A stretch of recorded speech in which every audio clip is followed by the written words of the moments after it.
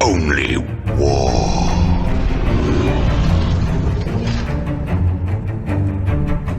What is up, gents? 40k Dirtbags here. We got a GT battle report for you today. We're doing our Chaos Cult, and the question is Chaos Cult still good in 10th edition with all the Grotmis detachments? With LVO coming up, is Chaos Cult still good? So this was the last GT we played with our Chaos Space Marines. We did win it. We went 5-0. We were the only undefeated player at the tournament. It's a local tournament. It's about 2 hours away, so it's not too local, but we go there every year. They've great prize support. We won the Dark Angels battle box, which we sold like within a week because it's one of the most popular battle boxes out there, and it does a lot of fundraising for charities in that area. So a lot of the guys we went with, a lot of the Cuddle Buddies, we actually went and got a bunch of donations from like the Dollar Tree and Walgreens and stuff like that. Toothpaste, toothbrush, deodorant, shampoo, condition, like everything you could think of. We would basically donate it, and you get tickets for raffles. We really just did it just to do it, and then we kind of like give all that up. So they had the biggest support this year, which was really, really cool. So that was kind of why we did it. It's the fight before Christmas, so it's helping out right before the Christmas holidays. So this is about probably 3 weeks old, I would say. So this battle report is going to be based off of each game that we played, a little bit update on what I think is going good with Chaos Cult so far and what we could change, and going into LVO at the end, kind of talk about what our predictions are for LVO, and then the new detachments that are just insane for the Grotmis. So what we're going to go into first is we're going to go over the list, then we'll go over our sponsors, then we'll go over the picture by picture, turn by turn, and kind of remember on what the hell we did for that GT. So let's get into the list. All right, so this is a similar list. I tweaked it a little bit going into this GT. I really wanted to try out something before LVO, so this GT was a great test on what the change would have been. The last list, if you guys have been paying attention to the Chaos Cult that we've been running for Nova and all those other GTs, is Seekers as well as the Nurgling and the Beast of Nurgle. So we took the Seekers out, we took the Beast of Nurgle out, and we switched for Sile. So Sile actually played a huge role in this GT. Just having the extra flamer for Overwatch, as well as coming down and doing some mortal wounds on a big target that usually you just want to kill or free up a unit of a Cursed Cultist. So it actually did pretty well. I can't lie. So we're actually keeping it in for LVO as well. So by the time you guys see this video, if you guys are Patreons, wouldn't be doing this without you. Thank you for all my Patreon support. We actually are going to Poland in February. Thanks to you guys. So I appreciate that. And there's a lot more grandmasters and competitive people joining the Patreon every single day. We actually just had two and had a great conversation with both of them. They both play Death Guard. So super excited about that. But again, growing the Dirtbag Nation, going into 2020. There's just so much coming up this year with Team USA and all the GTs coming up. But let's get into this. So what changed? We have Cypher. Obviously, Cypher should be in every single Chaos Space Marine list. Dark Apostle, I freaking love the Dark Apostle still. I actually wanted to put him in my Bile list just because of how well he's been doing with my Chaos Cold. That adding him to the Bile list with Marines is just dirty. So Dark Apostle, same detachment or enhancement, Dark Commune, the +1 strength, Dark Commune, extra Scout 6, and then Fabius Bile, just because he's Fabius Bile. He goes with the unit of cultists in the Rhino, thanks to Doug. So then we have 1 cultist mob, 2 cultist mob, 3 cultist mob, 4 cultist mob, so 4 units of 10 cultists. And then we did trade off for upgrading 1 cultist into a Trader Guardsman. So now instead of 5 and 5, we have 4 and 6. So we have 6 Trader Guardsmen, which actually helped out with having the extra 2 OBSEC and coming in from reserves and stuff like that. It does mess with the reserves a little bit, but if you wanted to put a lot more on the table and then reserve more cultists, you could do it that way as well. But we have 6 units with the Flamer, Melta, Plasma. We did try variations of the Sniper rifle. It's just not good. So these are the best variations, the Flamer, Melta, Plasmas, but 6 of them. Just a million OBSEC. Then we have the Rhino, obviously with the cultists inside. Triple Accursed Cultist, 10 Demonettes still. They're the tax for Sile. They used to be the attacks for Seekers, but they're still good. I've been playing a lot of them more defensively, coming down in Deep Strike on turn 2 or turn 3. So that way they come down behind a wall, so that way next turn they can move up 9 and go take over an objective. Or if you come down with a 9 and then try and make that 8-inch charge more defensively, that's another way to do it as well. But I've been trying to use them more as a defensive tech piece rather than just like coming out in the open, failing their 8-inch charge and then just dying. Nurgling's still there for the scout move, and then Celeste, she has the pretty good axe. It's like 6 attack, strength 7, AP 2, 3 damage, hitting on 3s though. And then the whip as well with the flamer. So there's a flamer and a whip 9 inches away. What else? Dev on the flamer, which is pretty cool. And if you put them with the demonettes, the demonettes crit on 5s. I found out that they can only crit normal crit on a 5, so if they wound anything on a toughness 10 or higher, it doesn't work. It still only crits on 6s. So them going in after infantry or heavy infantry is the only way to get them to crit on 5s to do dev wounds. Plus, if Sile's with them, he gets full rerolls to hit. Forgot about that. Didn't know that. So that is the list, guys. That's the change. Mainly, it's taking away the Seekers and the Beast of Nurgle, bringing in Sile, and upgrading one of the Trader Guards from regular cultists. So let's get into the sponsors. If you guys want to support the channel, head over to Patreon, and we'll get back into the GT.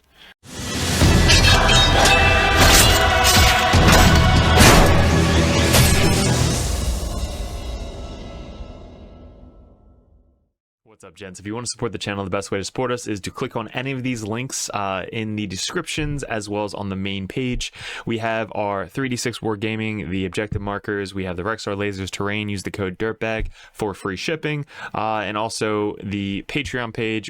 That'll be at the end of the video. But the merch store is the news store. If you guys want to support and wear some of the swag at the RTTs and GTs coming up, make sure you come up to me and say, hey, check out this swag, because I will love it.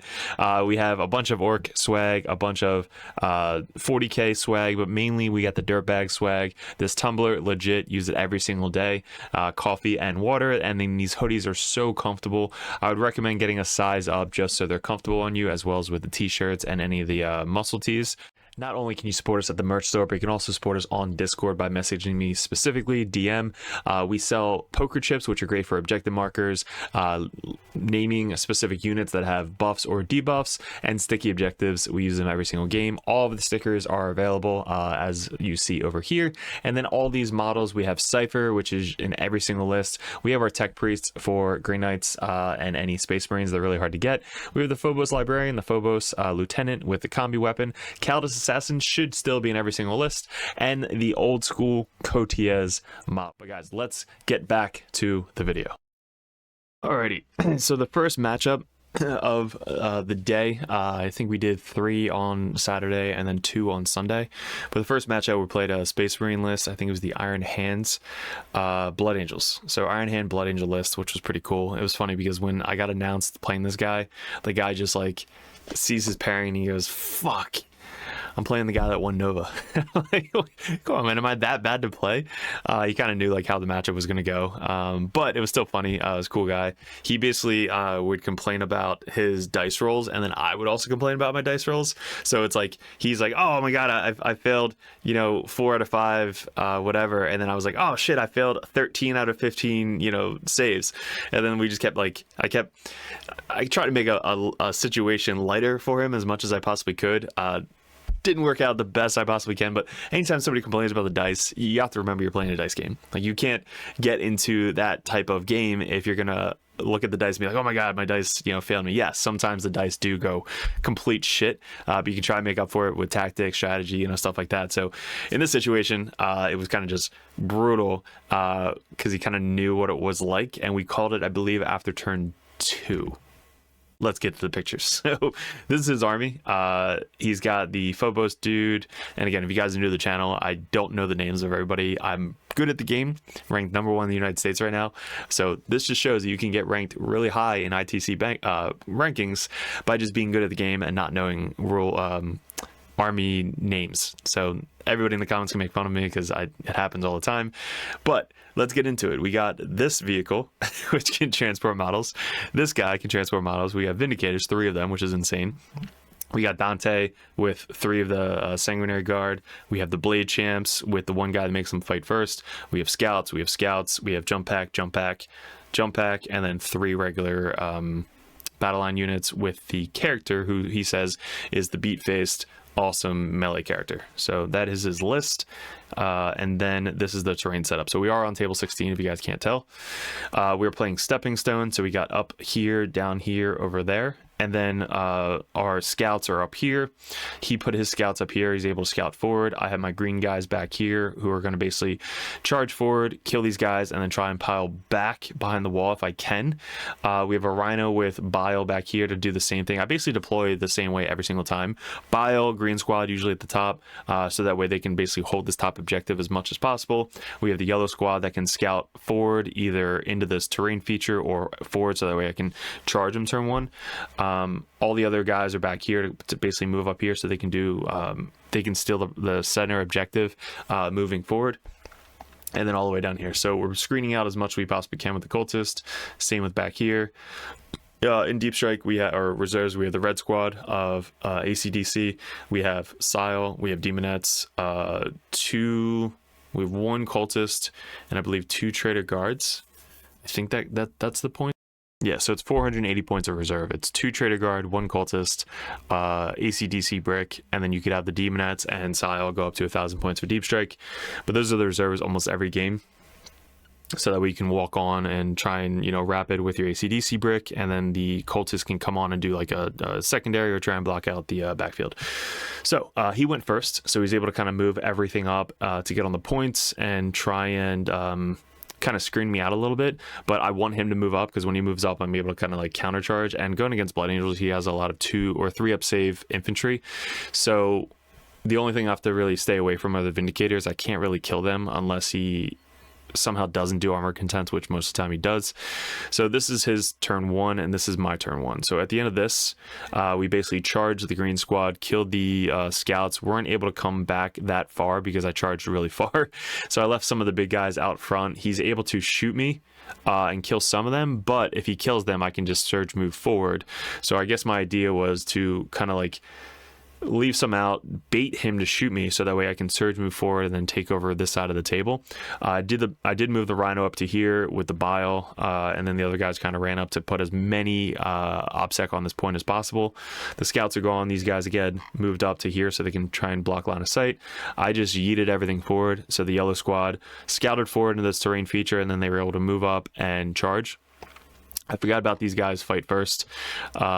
So when I moved up and charged, we got this squad up here. We killed some Legionnaires. We killed a vehicle, a transport. So we killed 2 transports, turn 1, and some of these infantry, which left the leader alive on 2. And then you can see I just kind of ignored the Vindicator. So we went everything around the Vindicators. These guys charged the Vindicator just to kind of like tie or stop his primary in the center with these regular cultists and tie him up so he can't move. And then down here we kind of did the same thing where we piled in to the Vindicator so that way he can't move and can't move forward on the objective. So he's got a little dude back here right there. I think he scouted back with the move, the reactive move, the little character. And then everything else is basically ready to pounce on his turn 2. So much still is left in the back here. But again, we're going second, so we can rapid our ACDC brick down here, whatever he moves forward. So he has really nothing up here. And then all the fighting is going to be happening down here. So after turn 1, he moves up his Vindicator to try and get on the point. We're just basically slowly fighting this guy over here with the +1 wound. Full rerolls to hit and wound with +1 wound. He can only armor contempt 1 unit. So he's either going to armor contempt this fighting unit, which is really good, or this Vindicator, or this Vindicator. So I think he chooses this unit down here, which is the 3 up saves. And I think I killed all of them either way. So this one was able to get full rerolls to hit and wound. And then we killed that Vindicator in combat. These guys, cultists died obviously to these jump pack intercessors in the center. So it freed up this guy. And then we rapid, like I said, these guys down here. So when I rapided them down here, I put 1 guy on the objective so that we were still able to control this objective on my turn, because he wasn't able to get really anything on it during his turn. So we had 1, 2, 3, 4, like 4 OBSEC. I think he had 1 guy on the other side of here, so I was able to steal it from him. And after this turn, these guys, the green guys, fell back, so that way they can start healing back up. And then everything else kind of pushed forward to keep this guy locked up in combat. And now this thing isn't really doing anything, and I have this point pretty much held down for the rest of the game because so much OBSEC. We're blocking out the backfield, so we can't deep strike anything in the backfield. The Demonettes, like I said in the intro, was these guys are coming down more defensively, so they actually came down on the other side of this wall, so that way next turn I can then scoot up and charge, or scoot up this way and charge that way. But you can just see how many bodies we have on this side of the table now. So we brought in 2 units of Trader Guard on this side, we brought in Sile on this side, we brought in the Demonettes on this side. The red squad came in, charged, killed that entire blade squad. We killed the Vindicator. He still has this Vindicator left, and these Dante and some of the jump pack dudes back here. But after this, there really is nothing that he can do. Like, he can charge in, trade somewhat, but then again, I still have like 3 guys left of the yellow squad, a full red squad, and basically a full green squad back here that Dante and his crew can't really do anything about. So we called it after this turn. It just wasn't going good. You can see with the points like what we were going into, but turn 1 we had 15, or turn 2, so 15, 15, 15, basically maxed out primary. We had 6 turn 1 with containment, 4, 10, 9, and 10, so we finished up with a 99. And then for him, he had 5 because he held his home field objective, 5, 5, and 5. And then, like I said, we called it after 2, so we just flipped over his secondaries to see what he could have gotten. So we had 3, 2, 11, 4, and 4 with 24. So he finished up with 54 to 99. So it was rough going into turn 1. You kind of know that matchup. I played Blood Angels enough with Zach, so I kind of know what to look out for. And just with how aggressive everything is, 3 Vindicators are good if you focus fire, but you can't give them that option to focus fire. If you charge them before they can really get line of sights on you, you're going to basically take them over. And if you slowly kill everything else besides the Vindicators, and if you catch them off guard, you can then put the full rerolls to hit and wound on a Vindicator and try and kill a Vindicator on 3 ups instead of 2 ups. That's really the best way to try and kill them. Or grenades and throw some meltas and stuff at them, but that was about it. Sal came down here that turn, did some flamers, but yeah, that was it. So that was game 1. Game 2, we are going into our boy Craig, who's a cuddle buddy. He's playing Demons, which we have this matchup a lot. We played Demons when we won Lone Star Open. That was our final matchup, was Demons. We played Demons in Worlds once. We played Demons in the last GT against Justin, who's also a cuddle buddy, and now we're playing Demons in this grand tournament with Craig. So I have a lot of Demons reps with this list. So obviously going into the second game with cuddle buddies, it was basically every cuddle buddy versus each other. Like, every cuddle buddy played another cuddle buddy, which was kind of crazy. Thanks, Frank. But this list is what he's been working on for the past couple months. It's got Seekers, 2 Beasts and Nurgles, the Plague Marine dudes, the Great Unclean one with the 4-up Feel No Pain, 2, I think, Slanesh Soul Forges with Be'lakor, the Shalaxi character, and then the other one, which is not the Not character. I don't think he has the detachment for the healing as well, but pretty good list. And then we have this deployment. So this is the diagonal deployment, I believe, and I think we went first. Yes, let me just see who went first. All right, so Demons actually went first. So you can tell he was kind of scared with the ACDC brick scouting forward. He doesn't have a ton of shooting, so I can be a little bit more aggressive with my deployment and scout moves, because his Soul Forges are in reserves in deep strike, so they're not on the table turn 1, so he doesn't have any shots at me. So what he did was he kind of scouted forward or moved up a little bit, didn't want to get on the point, because if I did commit and charge everything into him, I could have basically put as much guns with lethal into him as possible. I could have thrown a grenade, I could have done the charge with full reels, hit, and wound, and if he loses a Geo turn 1, it's kind of game. So he didn't want to commit Geo turn 1 and lose them. And then I said at the end of the game, if you do that, it kind of forces me to come out and try and do something. So I learned from all my experiences is don't go after Geo. Let him do whatever the fuck he wants to do. Go complete opposite ways of Geo on the other side of the board, and get the other objective markers. Whatever objective marker Geo is on, you go to the other ones. That is what I found out. So that's what he kind of kept everybody back. He kept him back, Geo back, and this chick back because he had turn 1, so he couldn't pick him up. And then these guys made this thing sticky. For us, we basically just committed and put as many on the battle objective back over here with the Rhino and all the green squads, same thing as last time. And then we put the whole big ass yellow squad on here with 1 unit of Trader Guard here. So that way I have 2 units on here in case one dies. I still have some OBSEC on the other one. And then over here. So this might be kill more mission. Yeah, is this the kill more mission? Yeah, so this is purge the foe. So of course, if he doesn't give me anything turn 1, which I think he actually gave me the Seekers. So that's why the Seekers on here. So Seekers were here. They were on this objective and that objective. So what I did turn 1 is I basically moved up, charged with the yellow squad, didn't do any strats, and we're able to kill the Seekers turn 1, which got me a kill, which he didn't get a kill. So our Seeker, we killed Seekers turn 1, and that was another thing why I didn't want to bring the Seekers, is because of this mission. This is the hardest mission we have on this in this army. So we have to try and be safe and match his kill for our kill. So that's why we didn't commit everything turn 1. So yeah, that was our turn 1. Turn 2, he then obviously rushes Geo onto the board. This chick advances all the way over to here to get some charges off over here. This other one moves all the way up to here. So he's basically committing now. He had Bellicor come down over here with 2 of the dudes coming within 6 inches so he can get the charge off. He charges this guy into the red squad. I think the red squad rapided. That's what happened. So he charged my cultist, my Trader Guardsman, to try and get that kill.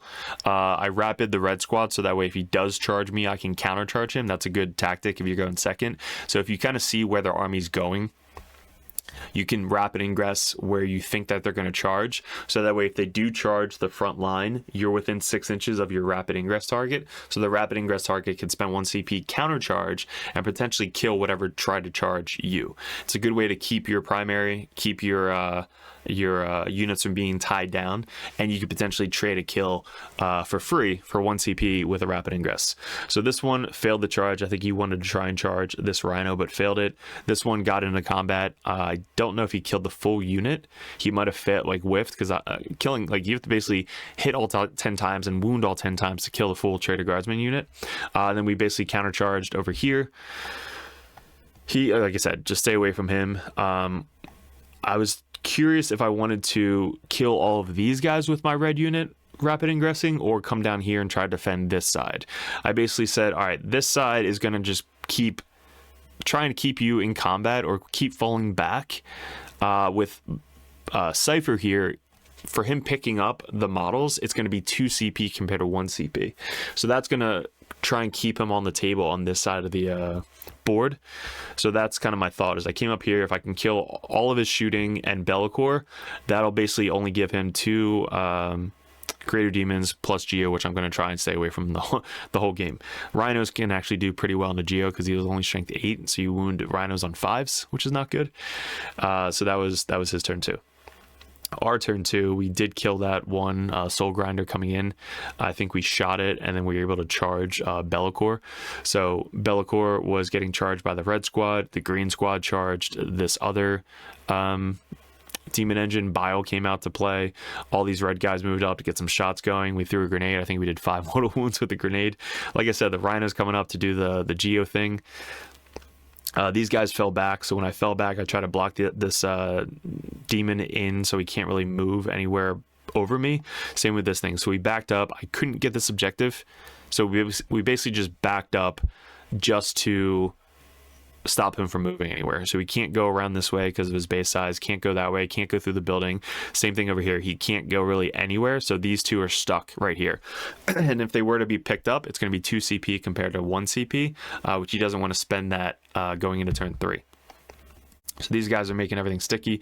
Demonettes did come in over here with Sile in his backfield to try and steal his home field objective and not make it sticky anymore. So when I came down over here, I think I failed the charge. It was an 8-in charge. We failed the charge. We flamered some, failed the charge, couldn't do anything else. These guys were in deep strike, I think, because we were playing kill more mission, so I didn't want to give them kill more on turn 1. So these guys actually came in via deep strike. They don't really do anything to demons, so that's why I didn't really need them this game. I think they got me engaged in this one.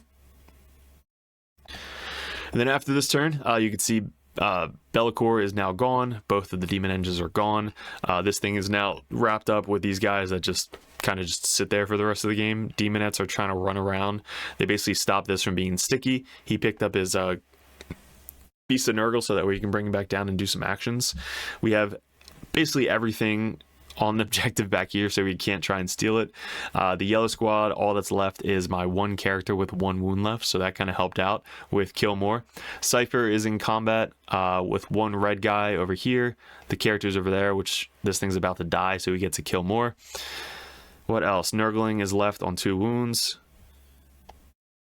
Rhino's still alive. The guys that were alive are now in the Rhino.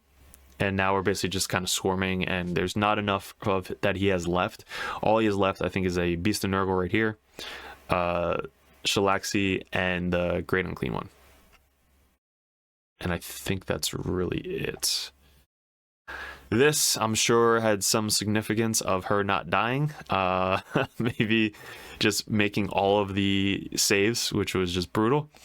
And then this is the final score. So you can see kill more. We killed 1. He didn't kill 1. We killed more. Held more. Held 1. Kill more. Held more. Kill 1. Held more. Killed 0. Because by the end of the game, you're not really going to kill a ton with demons. So we finished up with 50 on primary, which is really good. And then 39 out of 40 for secondaries. We had 0 turn 1, 10, 9, 10, 10. So really good secondary score with this mission. And then he finished up with 4, 8, 12, 12, which is 64 because he had 18 for secondary. So probably my hardest mission for Killmore, and this is really the mission that I practice the most going into LVO because it's my hardest mission. All the other missions you can play with this list pretty reliably, but the Killmore mission, it's completely up to strategy, timing, and not committing too much too soon. That is, like, if you're playing Killmore and you're gonna give up Killmore most of the time, you have to basically play for objectives. If I can hold more objectives more than he can, I'm going to win the game because I'm going to tie or stop him from getting primary. But if I hold more primary and he has more kill more, I can usually win the game that way. So going into game 3, another cuddle buddy. So we're playing Brian now. So we went from Craig to Brian, and he's playing Sisters before the nerf.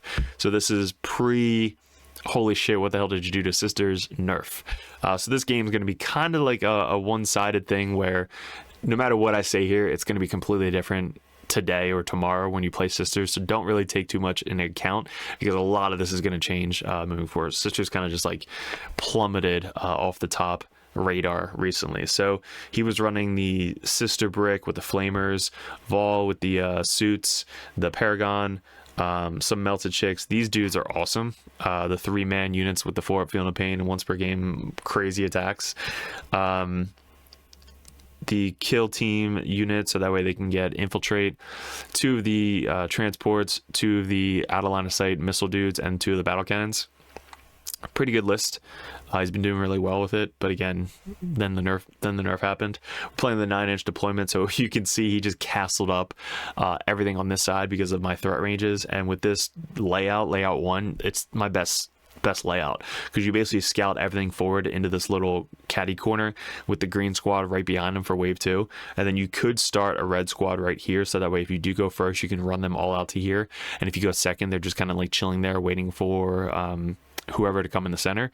But for us, we rapid ingress the red squad, so that way we can kind of threaten as much as we can. He has infiltrators down here, a unit of the 3 dudes right there, unit of 3 dudes over here, and he did really well with the 1-inch deployment or 1-inch screening behind the walls because he used his battle tanks to kind of stop me from getting into his deployment zone and getting into his jump pack dudes, which is really good for his part. So for us, who went first? All right, so Chaos Space Marines went first. This is Burden of Trust. This is the same mission me and Brian played the last RTT, and it was actually, he was playing Sisters, I was playing Kroot. So this mission is a very low scoring mission, and you have to have models on the objectives to try and do points. So every time we play Brian, it's always fun because it's a very tight, critical game. Like, a lot of rules come up, and he's just such a good, tight player. I love playing Brian. So we went first. We didn't want to commit. Like, we didn't want to just kind of like give him our yellow squad right away. So we kind of waited for him to move up and see what he was going to do. So after our turn 1, we basically scouted sideways. So we scouted sideways, moved over to here. We put 1 cultist on the objective. And then over here, we put the rhino on the objective over here. So that way next turn they can do Burden of Trust. And then we forgot, he kind of let me take this back because I forgot we were playing Burden. But this unit, basically, we're able to move back on the objective so I can do Burden of Trust next turn. So that was good. Good move on his part for sportsmanship to basically move this squad back here. I was like, wait, I need to have this squad on there. So it made it sticky, and I walked off, not even thinking about Burden of Trust. Everything else basically ran forward. These guys stationed here. So you can just see this is scary as all hell if you're on the other side of this table. So again, he's got the dudes over here, which I'm probably going to launch these guys out and try and kill them next turn. But this is his turn 1 setup. So you can tell me and Brian are very mathematic I don't know what the word, but he basically is just staging. He's like, all right, if you want to come at me, you have to go through every single tank, which is like 1 inch away from the wall, to try and get to all of the guys on the other side, the nice juicy meat. There's 1 battle cannon moved up with these 3 guys blocking out over there. Same thing over here. This 1 guy moved up with a battle cannon with these 3 guys over here. And again, these guys who have infiltrator on the objective over here. So for us, we basically, he moved up and killed my cultist unit that was on the point. So now he's got these guys right here, which I have to now commit to killing them and give them a unit. So I think we move up our cultists to try and kill them with just regular cultists, so I don't have to commit a full squad into them, because he's waiting for his flamer guys to come out, flamer the entire squad down, and then hop back, so I can't get to him. So I know that that's what he's trying to do, so I'm trying to avoid that. So that's what we do, is we commit some of the cultists to basically do the killing and getting on the point. So I get 2 units on the point, so he has to commit to killing 2 this turn. These guys get out and try and do the Burden of Trust over here. We commit and we kill these guys plus the tank over here. So we basically advance in charge, kill these chicks, kill the tank, and then we pile into the other tank. So now I have a full unit of guys here. These guys got on the point, again, to try and get as many on the point as possible so we can keep doing Burden of Trust. These guys came in from reserves. Demonettes, again, came in defensively right here. So next turn they can move up and do the point there, or commit to his home field objective back there. These guys doing the Burden of Trust over there. He's got 1 of 50,000 units back here to do Burden of Trust. Yeah, so we're basically just playing the waiting game. Who's going to commit everything first? And I decided to commit everything first. So I was like, all right, if I can get my demonettes in the 1 inch gap here, because their bases are smaller than 1 inch, I can then kill some of these chicks over here to start the trading. Same with these small Dark Commune units, or the Accursed Cultist units. If I can get enough of the small bases over here, I can then pile in and kill as many flamer chicks as I possibly can. And while doing that, I wanted to kill the vehicle as well. So this guy moved up because he's lone op, so he has to do a lot to get to Cypher in the center. These guys, I think they committed to killing these dudes to try and get the slingshot to get onto his side of the table. The red squad rapided, or came down here. I think I made a 9-inch charge. That's why they're on the objective right now. But we have a ton of models still down here with a bunch of cultists. We have Sile that came in down here after the demonettes because they were split off this turn or this game. Vol came up to shoot the yellow squad dead. Battle cannon backed up. This thing is now blocking this thing, so he's basically still trying to keep his home objective pretty much safe, but the main thing he's trying to keep safe are these flamer chicks, because they're the ones that can kill this entire unit pretty easily, which I believe he does this turn. So he's able to pile in and get consolidate moves to get all the flamer chicks on the other side of the wall here, so that way he can mow down this green unit. Bile charges in, kills these guys, stays on the other side of the wall. And again, he's going to line up basically all of his shots over to here to kill this red unit right down here.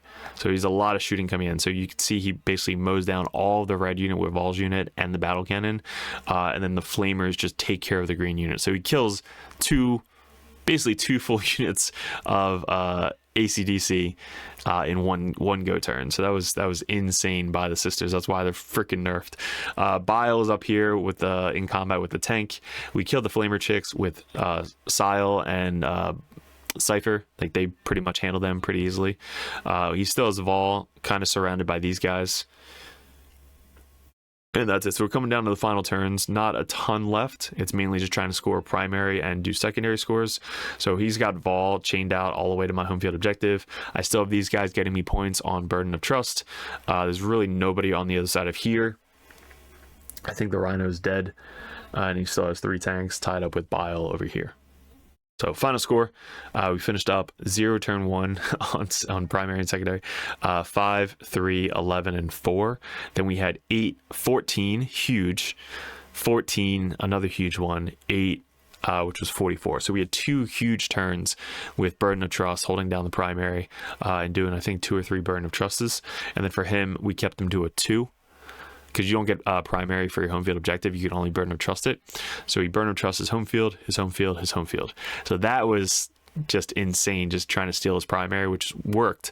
And then obviously turn 5, him going second, he gets 18 for primary. So 24, and then for secondaries he gets 3, 5, 2, 10, and 10. So 30 out of 40 for secondaries, which was pretty good. But we finished up 76, super close game, to 60. Very, very tight game against Brian, really good sisters player. So that was the end of day 1. Going into day 2, which is a really good player for Admech. He's running the crazy Admech, and we'll get some water, and then we'll be right back into this game. All right, so Admech, this is a good local player in the area. He's running he plays all the stuff kind of like I play. Like, you play the one that's not the most popular list. This is the detachment where if you're in the deployment zone on I think like a 3+, you take D3 mortals. You could either do battle shock or take D3 mortals, and most of the time for me I just take D3 mortals. So really fun game. He's a really good player, so we kind of like, anytime you play a good player, there's like, you know, if you meant to do something, obviously you do it. If there's like stuff that like came up, like for me, for example, I think Cypher was out of the Rhino for deployment.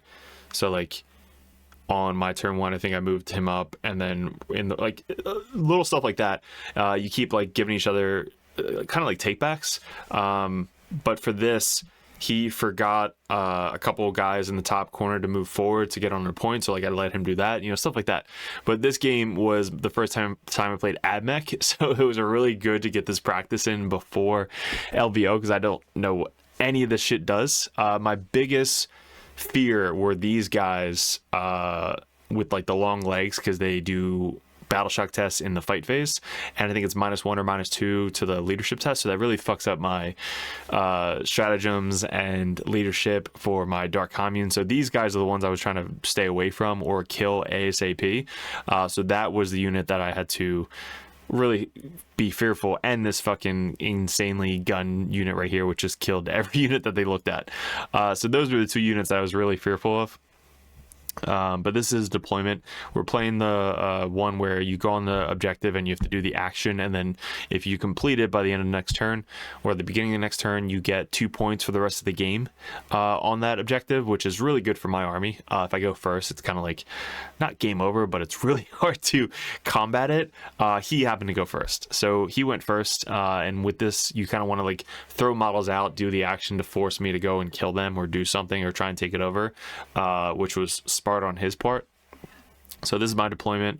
On his turn 1, he basically moves up the jump dudes onto the point to start doing that action.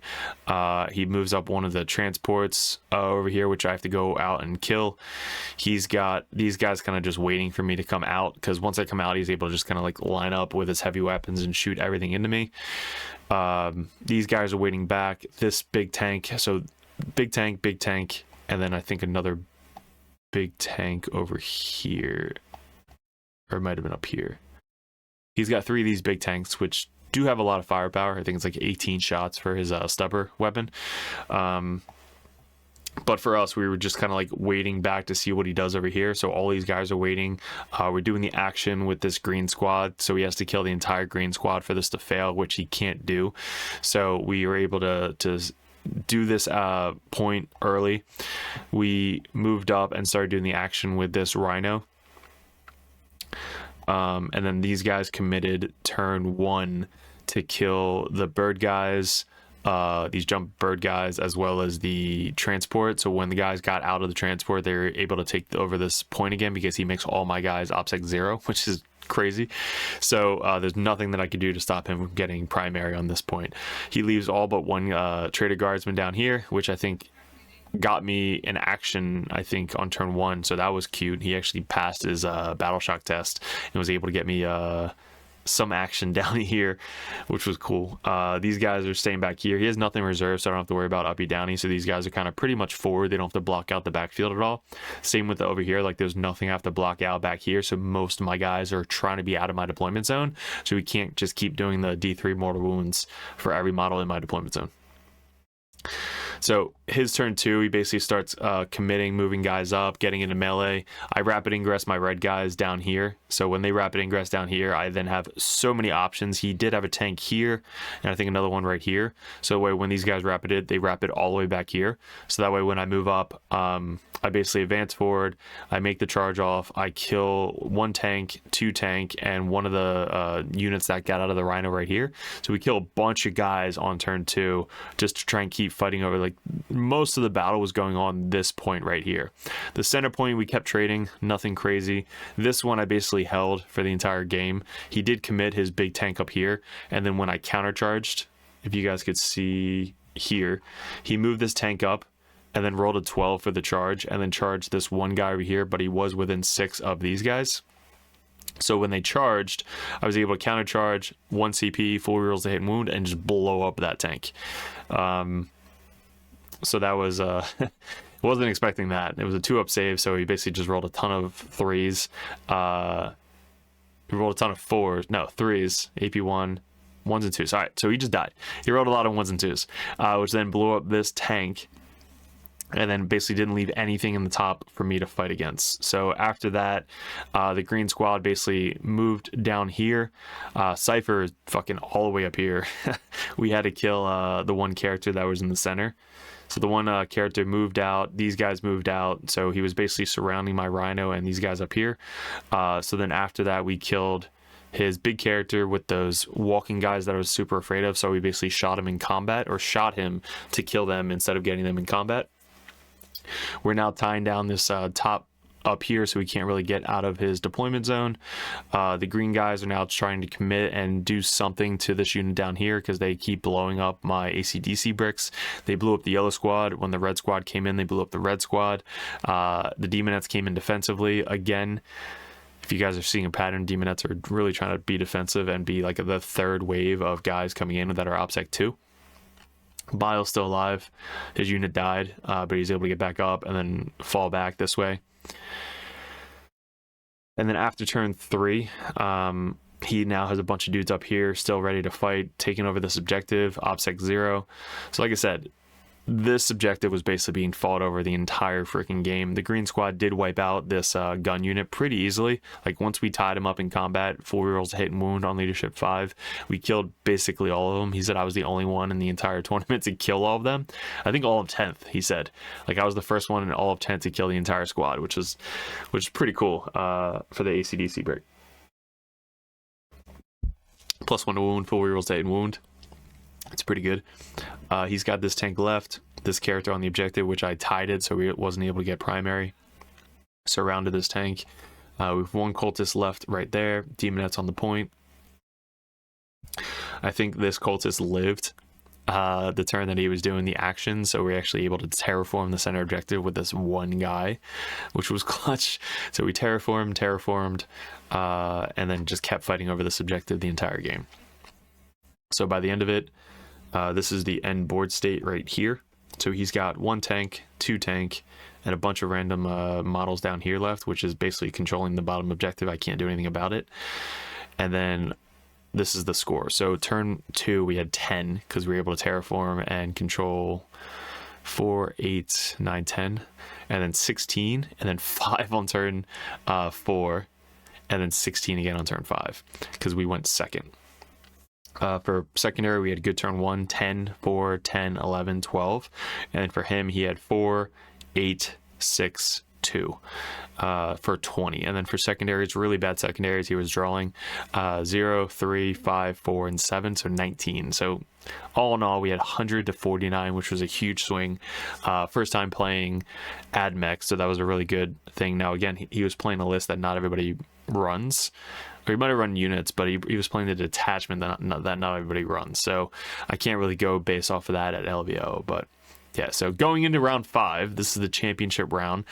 This guy and I played last year at the same grand tournament. He was playing Orcs as well last year. I think I was playing triple ACDC with Abaddon.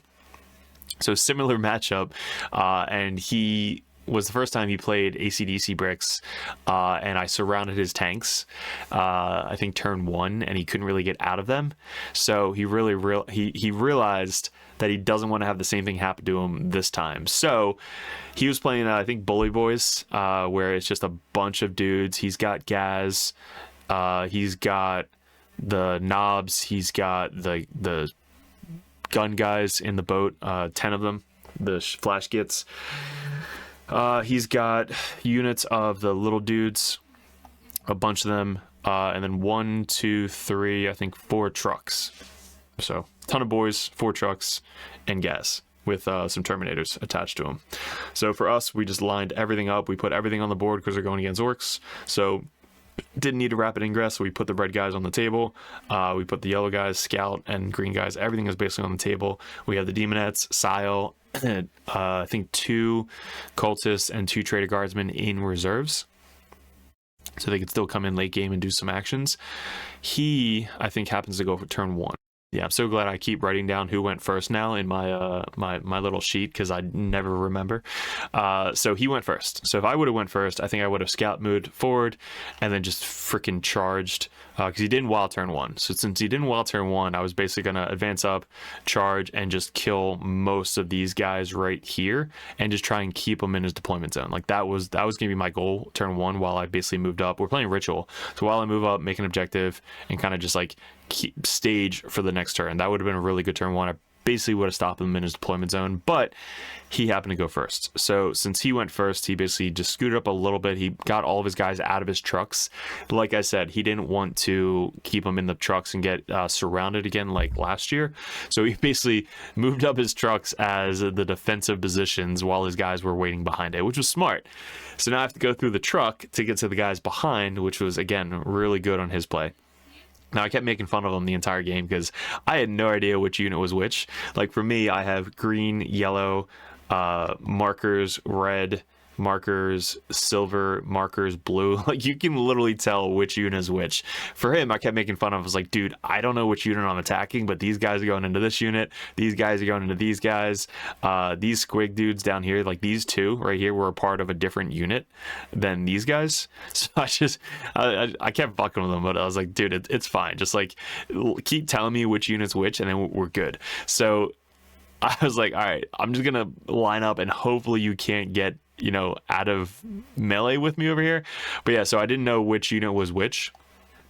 So I'd killed all but the leader on here, left him on 1 wound, which was crazy because this guy hits it really hard. We tied up the truck. These guys I couldn't really get to. The flash gates are still in this truck. We killed this vehicle, and we killed a bunch of, I think, guys from this unit. So we killed this whole unit right here. I don't know if we got, no, we didn't get to them. So we killed all of this unit, left this guy on 1 wound, tied up the truck, killed this truck, and killed most of this unit, leaving 2 of these dudes down here. But we did block him, so we put this cultist unit up there and this ACDC brick up here. I didn't leave enough room. This one guy should have been consolidated over to here, so that way these guys couldn't get past here, but I left too much of a space for him to kind of like just move over. So his wild turn basically moves everybody up into my face because I left that little gap up there.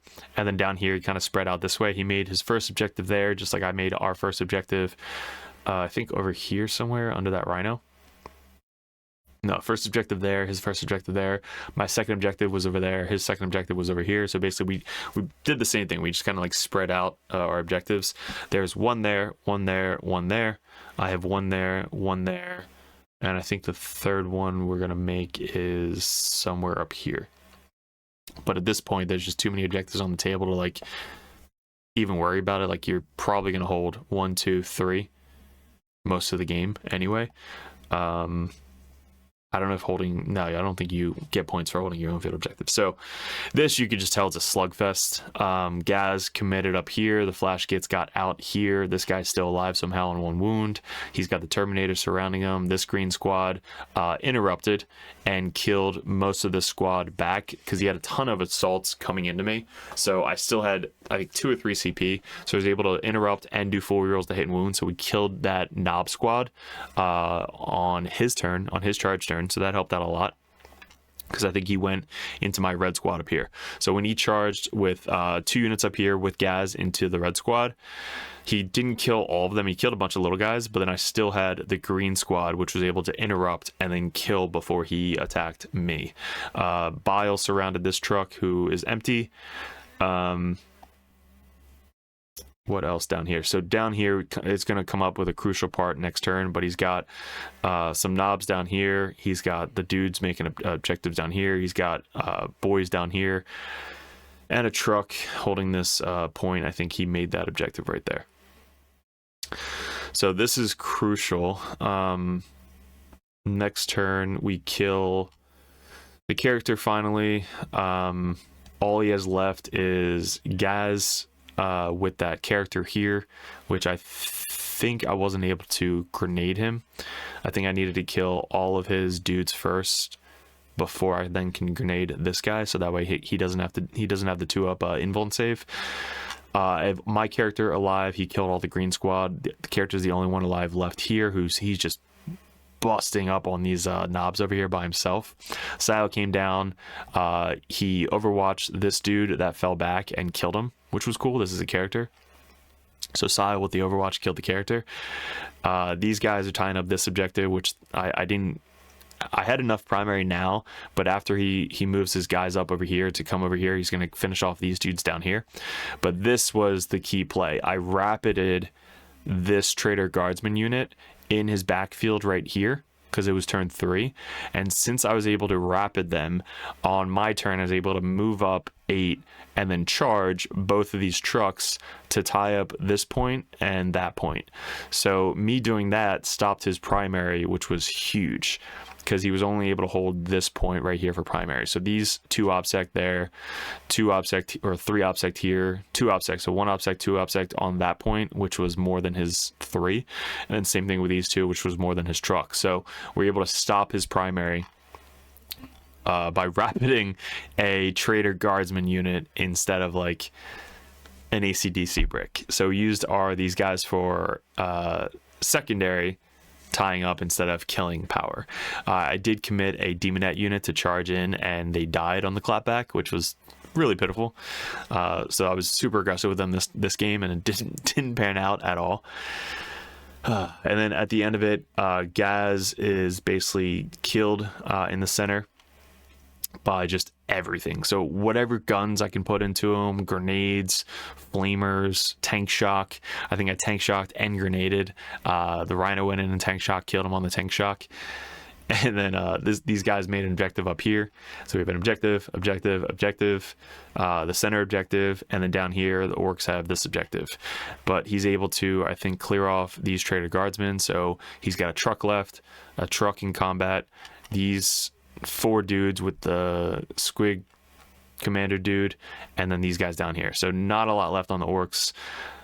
A bunch left of cultists just for secondary stuff on the cultist side, and this is the end game. So turn 1 we held 5 in the center for primary, 10, 15, 15, so we finished up with 45, and then we had 10, 9, 4, 8, 7, so 38 out of 40 for secondary. For the orcs who went first, he had 5, 5, 0, because we stopped him with that awesome super duper play. And then turn 5, he had 10. So he had really good secondaries. He had 5, 7, 10, and then turn 4 and 5, he finished off with 0. So he was starting off really good, and then wound up getting into combat too much to not do any secondaries for turn 4 and turn 5. So finished up with 22 for secondary. So he had 52 to 93. Game 5 winning Chaos Cult against Orcs. It was a cool game. This guy is super awesome to play. He was super friendly last year. He was super friendly this year. And it was really cool to play him again. And this time at the top table, compared to last time, I think we played on number 2 or 3 of last year. But that is it, guys. Chaos Cult, is it still good? Yes. This was obviously after the nerf, after the points, a little bit of tweaking here and there. The thing that I did after the points was I dropped a unit of Trader Guard, and that was really all I needed to drop. And then this time I switched out, like I said, the Seekers, which they're good, they just always die. So having a more tankier model towards late game who can do actions for you, who can get back up on a 2+, who also brings a flamer with devastating wounds, that was a huge trade-off. Because sometimes the Beast of Nurgle dies to like a random lucky last cannon from a Knights player at Worlds, and then it just dies. And if it was Sile, I have a 4-up invuln and save, and I could potentially get back up on a 2+. So that actually does help out a lot coming into late game. So I think with Kill More mission, I might put him with Demonettes, just kind of be a little bit harder for him to kill on that mission specifically. And if I go against a lot of Marines, I can put them together to do the crit on 5s and have him do full rerolls to hit while they're on objective. So I like it. I think it worked out really, really well. I think Chaos Cult is definitely here to stay. Honestly, I don't see it changing anytime soon. Coming up in 2025, I think I'm going to be retiring it because it's a brand new season, and I don't feel like running Chaos Cult every GT coming up in 2025. It's not going to be my thing. The goal this year was to be #1 Chaos player in the world, which we are currently ranked right now. So as long as we do well in LVO, we should keep that rank of #1 Chaos player. We are ranked #1 in the United States. Sam Pope is, I think, #2. He's Tyranids player. He's on Team USA with us as well. But we're trying to be #1 United States player in the world, #1 United States player, and then #5, I think, right now, or 6 in the world for ITC rankings. So really, really good year of 2024. 2025, we're probably going to be going Death Guard or Emperor's Children, that new Fulgrim model. Cannot wait to put that on the table. And I guess they just released the teaser for Lucius as well. So the new Lucius model, I still have the old one, the Finecast model, so I might be putting that on like a 50 mil base, or I don't know what base size he's going to use. So yeah, we're going to test out Emperor's Children. Death Guard is going to be a ton of Death Guard stuff coming up. Custodes look really fun. Still, it's just such a small detachment, like small book codex, that it's not like you can run a ton of different stuff. Like once you have a list, you're basically going to be running that, kind of like what we did for Chaos Cult. But yeah, 2025 is going to be super fun. Yeah, we're going to see what happens. But guys, I really appreciate it. I wouldn't be doing this without the support of my Patreons. Again, if you guys have any questions, if you guys are competitive or Grandmasters, make sure you're getting the most out of it by messaging me anytime, any questions, any list ideas, tactics. And if you want to set up once a call a month for the Grandmasters, make sure you're hitting me up so that way we can do that and schedule your one-on-one call on Discord. If you guys are interested in getting that and want coaching from myself or another Dirtbag, then message us so that way we can get you coaching. It doesn't have to be the armies that I play, but I do have other coaches that have other armies that are really good, and they can help you get better at the game of 40k. So if you guys are interested in that, head over to patreon.com. And if you guys just want to support, buy some Dirtbag merch. This hoodie is freaking so comfortable. I wear this all the time. It's on the other side. The Dirtbag hoodie, it's super comfy. I wear it everywhere. And then the tumbler, I use that all the time. So, but yeah, t-shirts, hoodies, dice, I still got the merch for the widgets. The new ones are coming soon. Yeah, so if you guys are at LVO, definitely come up and say hi. This is going to be on Patreon first. So if you guys aren't Patreons, you're seeing it for the first time on YouTube, but this probably came out a week ahead of time on YouTube, on patreon.com. So guys, appreciate it. Good luck. Super excited for LVO, and we'll see you in another video soon.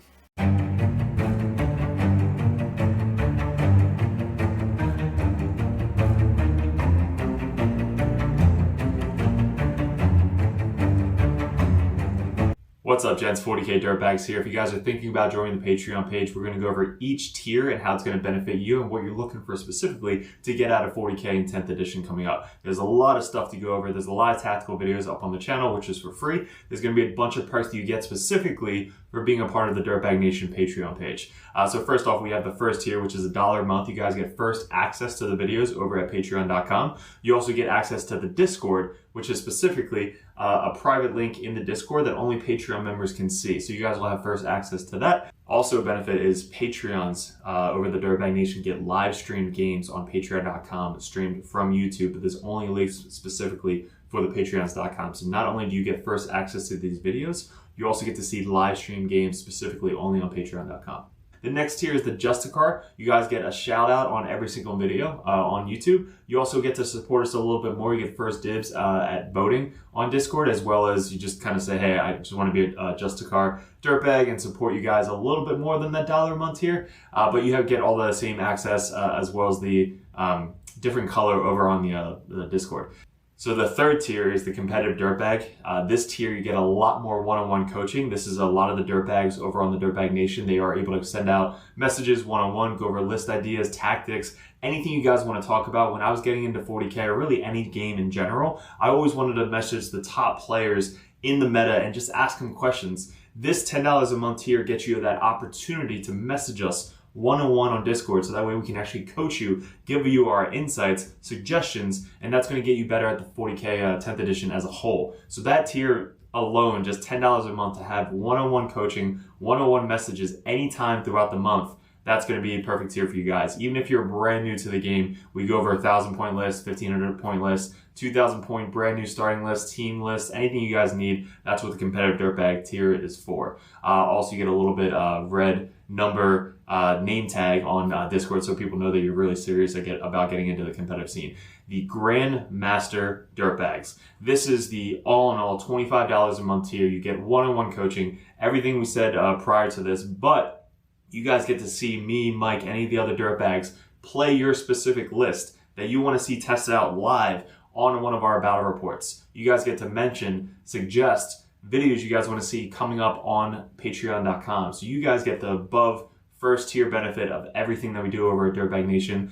All the support mainly comes from you guys supporting us over here at Dirtbag Nation. And Grandmasters, I can't thank you enough, but for $25 a month, you get one-on-one coaching and anything you want to see live on the tabletop. So you get to see a professional play right in front of you. You guys get to kind of like see it one-on-one, and I'm actually making this specifically for you.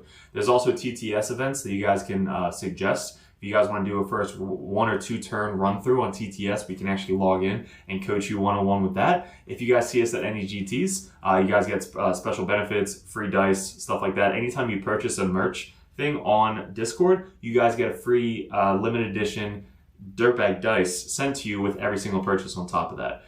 So there's a lot of benefits coming up with the Grandmaster Dirtbag. Because I can't thank you enough for supporting us.